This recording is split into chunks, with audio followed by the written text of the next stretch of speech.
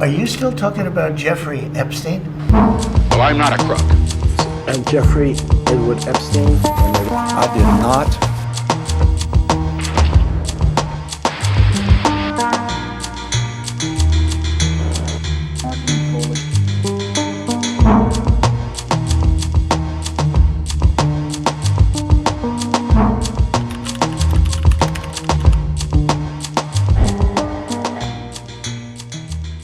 I was trembling.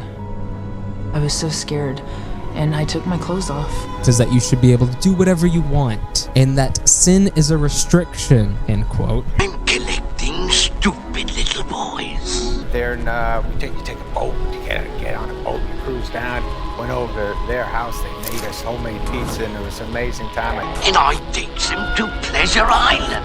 These red dots on the map represent some of the 11,279 coordinates I obtained. Pleasure Island. Pleasure Island? But the law. Suppose they... No. There's no risk. They never come back. As boys.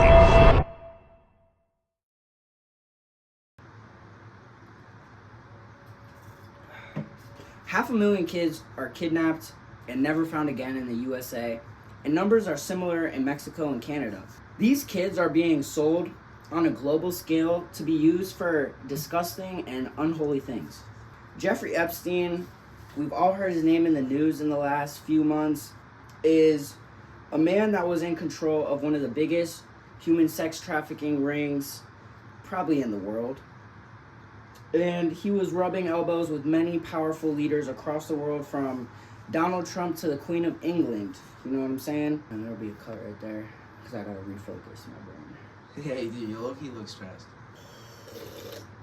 Jeffrey Epstein was a professor at a college, right? And a lot of the girls were fucking with him because he was probably better looking than most older teachers. You know what I'm saying? So you don't have to be like too good looking to be hot as a teacher. So a lot of the females were digging on him. And then he starts kind of chasing after this attention. Wandering the halls in a fur coat, gold chains, and an open shirt that exposed his chest. He was apparently popular among female students, as many young teachers might be, but the problem was that he not only embraced the attention, but also seemed to have chased after it. But it wasn't just a willingness to dress provocatively, it was how he interacted with students that left an impression on many of them for decades after. Piece 8 former students who attended the prestigious school during Mr. Epstein's short tenure there said that his conduct with teenage girls had left an impression that had lingered for decades. He gets fired from the school, and a couple months later, he gets hired at an investing firm by one of the students' fathers, who got a good word from one of the students, apparently. And if you really think about it, that's kind of weird. Like, that's kind of weird that a student's parent would go and hire this creep teacher who got fired for being a creep to your literal daughter. Like, it makes you wonder what this father was doing also. The one girl from Sam and Cat that was blonde, she wrote a book titled I'm Glad My Mother Died. And it pretty much talks about how her mother kind of let things happen to her in the showbiz industry when it came to Nickelodeon. We did cover Nickelodeon in the last episode, and so you kind of know what happens around Nickelodeon with Dan Schneider. He was kind of being freaky, and he was being weird, and parents were selling their kids to these roles paying a lot of money, right? So these parents see a lot of money, and they have a child that's desirable to these producers. And so then these parents are then selling their children out. It probably happened to a lot of kids in the Disney Channel, Nickelodeon type crowd.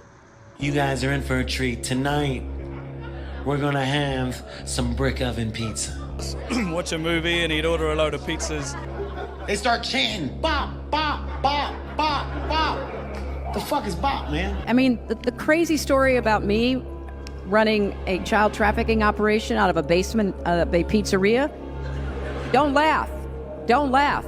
It was a huge story. They made us homemade pizza, and it was an amazing time. Is anybody hungry? I just feel like everybody's got to be hungry right now. Good. I was hoping you'd say that, because I have this crazy idea that I will order pizza. Back in like 2016, 2015, Hillary Clinton accidentally leaked a bunch of emails, and some of these emails were high political people kind of talking about pizza in a weird way, and they were talking about this book club and going to these fancy parties with special entertainment, and they were all kind of using, these emails were like encrypted, but they were using normal words, and it was like food related, and it kind of led people to believe that these higher ups are using certain code words and symbols that mean things that we don't know. We're not thinking about it because we're not weird like them, but like they're putting it in our face, and people are starting to believe that like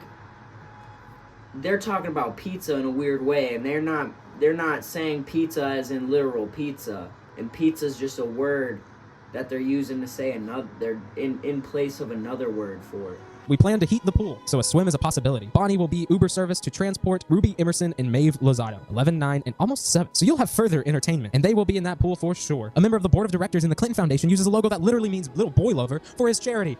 And this woman named Laura Sisselby, who has ties with the Clintons, was caught kidnapping over 33 children from Haiti, and then was given an executive role at AlertSense, which are the people who send out the Amber Alerts. Richard Nixon also kind of went out of his way to hide some files. Well, I'm not a crook. We were witnessing the implosion of an American presidency. To leave office before my term is completed is abhorrent to every instinct in my body. A $25,000 check had actually gone into the bank account of one of the Watergate burglars. The $25,000 check linked contributions to President Nixon's re-election campaign to the slush fund used to pay the burglars. This was a political break-in. President seemed to like hiding files, and he paid these people to break in and tamper with an FBI investigation, and it kind of like ruined his whole presidency. He had to resign because of the Watergate scandal. The same thing is happening right now in our FBI investigation. Like the president's doing the exact same thing.